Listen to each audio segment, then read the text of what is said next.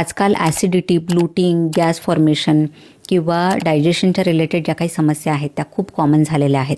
बघा, थोडंसं जड खाल्लं की लगेच ॲसिडिटी होते, पोट फुगतं किंवा छातीत जळजळ होते. अशा वेळी अनेक जणं वारंवार अँटासिड्स घेत असतात. पण बघा, ह्यामुळे तात्पुरता फरक पडतो. त्यानंतर जर तुम्ही सतत अशा गोळ्या घेतल्या तर तुमच्या पोटाची हेल्थ जास्त बिघडूही शकते. आणि तुम्हाला माहिती आहे का, आपलं जे गट हेल्थ आहे म्हणजे पोटाची हेल्थ आहे ते आपल्या संपूर्ण आरोग्यासाठी खूप महत्त्वाचे आहे. आपलं मेंटल हेल्थ किंवा हॉर्मोन्स, आपली इम्युनिटी किंवा शरीरामध्ये बरेच फंक्शन्स आहेत ते गट हेल्थवर अवलंबून असतात. म्हणूनच डायजेशन सुधारण्यासाठी फक्त ॲसिडिटी कमी करणं पुरेसं नाही आहे.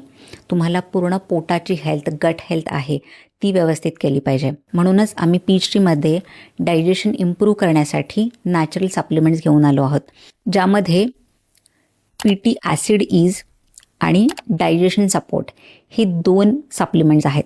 सो हे पीटी ॲसिड ईज आहे ते होमिओपॅथिक मेडिसिन आहे, ज्यामध्ये खूप जी इफेक्टिव्ह होमिओपॅथिक औषधं आहेत जे डायजेशनच्या रिलेटेड जे काही इश्यूज असतात ते कमी करण्यासाठी खूप प्रभावी आहेत. आणि हे जे काही डायजेशन सपोर्ट सप्लिमेंट आहे त्यामध्ये आम्ही नॅचरल इन्ग्रेडियंट्स ॲड केले आहेत जे डायजेशन सुधारण्यासाठी मदत करतात. जसं की ॲपल सायडर व्हिनेगर, आलं, बडीशेप, त्यानंतर पेपरमिंट, त्यानंतर बीटेन HCl, हे सगळे जे काही नॅचरल इन्ग्रेडियंट्स आहेत जे डायजेशन सुधारण्यासाठी, ब्लोटिंग कमी करण्यासाठी, त्यानंतर स्टमक ॲसिड बॅलन्स करण्यासाठी खूप फायदेशीर आहेत. सो ह्यामुळे तुम्हाला कुठल्याही प्रकारच्या ॲसिडिटीच्या मेडिसिन्सवर डिपेंडंट राहावं लागत नाही. आणि त्यासोबतच जे काही पचनाच्या रिलेटेड प्रॉब्लेम असतात ते मुळापासून ठीक होण्यासाठी सुद्धा मदत होते. सो तुम्हाला सुद्धा पचनाच्या रिलेटेड काही समस्या असतील तर कमेंटमध्ये ॲसिडिटी टाईप करा आणि ह्या ज्या प्रॉडक्टबद्दल जी काही माहिती आहे ती तुम्हाला मी DM करेन.